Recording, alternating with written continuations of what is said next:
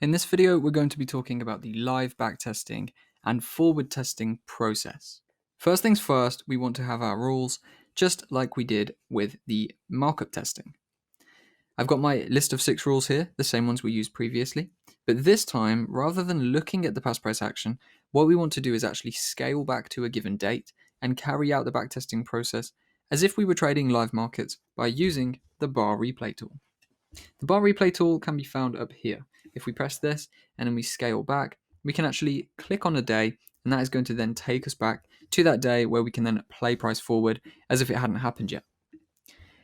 Now, when setting up your backtesting, problem you may have is that you will see all of the price action before you scale back to it.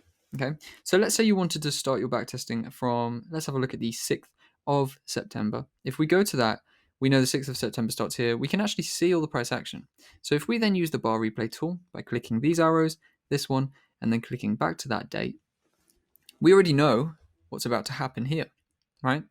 What we can actually do to avoid this, and what we can actually do as a remedy to this, is squeeze the price. So what I like to do before I backtest is go onto my pair, completely squeeze the price flat like this, so we have no idea what's going on either way. So we just simply have a line, and then we can go back to our given date. Let's have a look at the 20th of September, so the start of the previous week, and we'll start it at 7 a.m., which is the time we like to backtest, as covered in the previous video.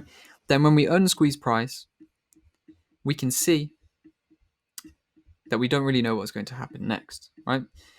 And now we can see we have a fresh view of price with little to no idea what's going to happen next. So what we can do from this point is start putting our rules into practice. Now, first of all, as mentioned, and as we've previously done, we will want to mark out our trading sessions. My trading sessions for these example videos are between 7 a.m. and 5 p.m. each day. So now we have our rules and we have our 5 days of actionable trading planned out on the chart. Now, what we can do is treat this as Monday, Tuesday, Wednesday, Thursday, and Friday, and trade through the price action and see what setups were presented to us. So the first thing to do then is begin identifying the break of structure with the trend. Well, it's obvious to us that the most recent break of structure with the trend was this movement here. We can then see we have a few imbalances, which is rule number 2. We have, first of all, this imbalance here into this zone, but we also have above this imbalance here into the top zone. So we want to keep an eye on these 2 zones. We can then look for supply and demand zones. So the most notable supply zone, obviously we're in a downtrend, so we're looking for supply. It's going to be this area here, and also this area here. And what we can then do is think about this logically. So this is the zone that broke structure.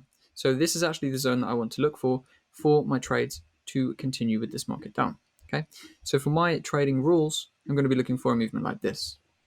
So what I can do is remove these zones for now, and then backtest as if I was live trading. So if I was live trading, I would be looking at this as a setup to sell from. And if we follow this rule of placing a sell or buy limit on the zone, we could go ahead and do that right now if we wanted to do so. Follow the rule with the stop loss above the supply and demand zone and a target into an imbalanced supply or demand zone. Well, I can see here the next imbalanced supply or demand zone down is going to be around this region here. So we could therefore go and target the area around 0.72140 for this trade. So what I've got here now is a setup just like what I would take live, but I've got it in the backtested price action. And what we can then do is skip through and see if the trade worked out, see if the trade formulates, and see if the trade wins or loses. What we can do is use this bar replay tool and click this button here to set us forward 1 candle. Now, if we do this loads of times, we will get multiple candles, and sometimes you may just want to do this and run through loads of price action.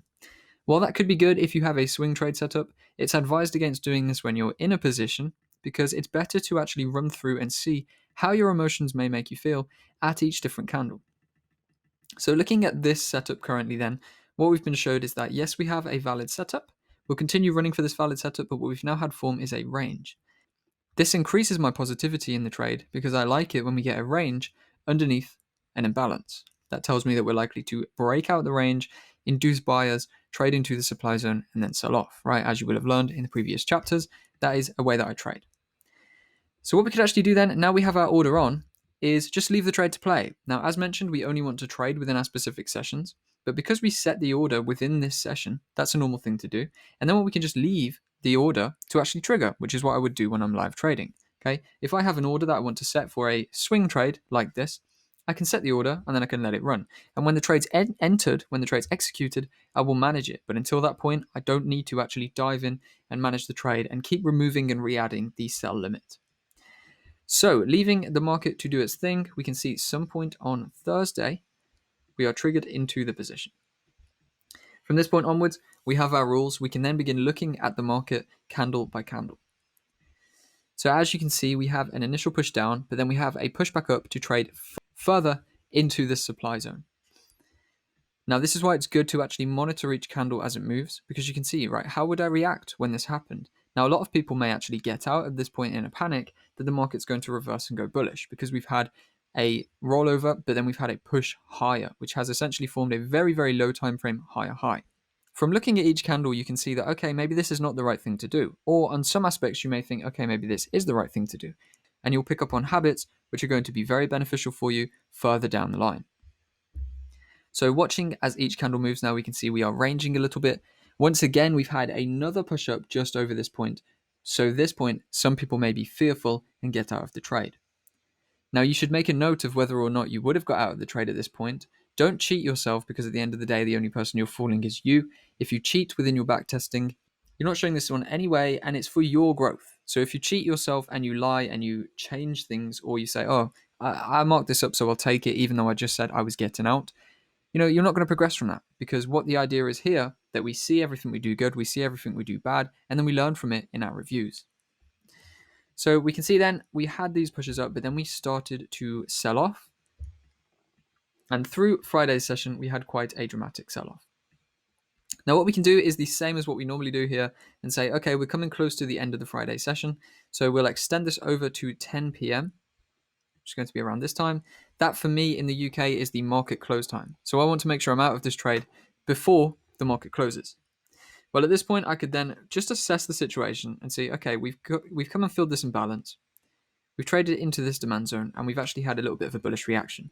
So because we're coming close to Friday, we're coming close to the end of the session, maybe I'm just going to close this trade where we are right now, at this level, and then see what we've made in profits, which in this instance is around 4% on this movement down. What we could do from this point is make our general markup as we do, and then move it into our backtest tracking software, which I'm going to be talking about in the next video. And that right there is the full process of live backtesting. You go through the markets as if you were trading live using that bar replay tool, and really get a feel for what it's like to actually trade live by executing positions that you have no idea what they're going to do when you're in them. It's very, very similar to live trading, but what it does is actually draw out some of the emotion. So that is why it's important to forward test and also live trade. But this is the closest you can get in terms of previous price testing to real live trading. So that was the process of live backtesting. To recap, the reason we live backtest is to collect as much data as we can across a large period of time in a small period of time. The data we collect is very realistic because we are trading in the live markets, and it's about the closest we can get to actually trading live markets without trading live markets. Some important things to remember when you're doing live backtesting are always to use the realistic timing for the best possible results. So when I say that, I mean the timing of the sessions and the days you trade. Be real with yourself always and make sure you don't cheat within your backtesting. You're only fooling yourself and you're only damaging your own progress. And make sure you take detailed markups of absolutely everything that happens within your session. You should always make sure you get the wins along with the losses, because you need to see how effective your strategy is long term. And if you cut out the losses, it may make you feel good short term, but you're not going to progress and you're not going to see any big mistakes that you can cut out of your trading. And you're not actually going to know if your strategy is profitable, because if you're only keeping the wins, well, what if the losses outweigh them? So that's just a quick recap of the live backtesting process that we've just been through. Now, the processes are just the first step. We test to benefit from our testing, to collect data that we can then use to track, refine, and work upon the things we're doing good and the things we're doing bad. So in the next video, we're going to talk about how to actually track your testing. The tracking and then the refining and benefiting are the most important things.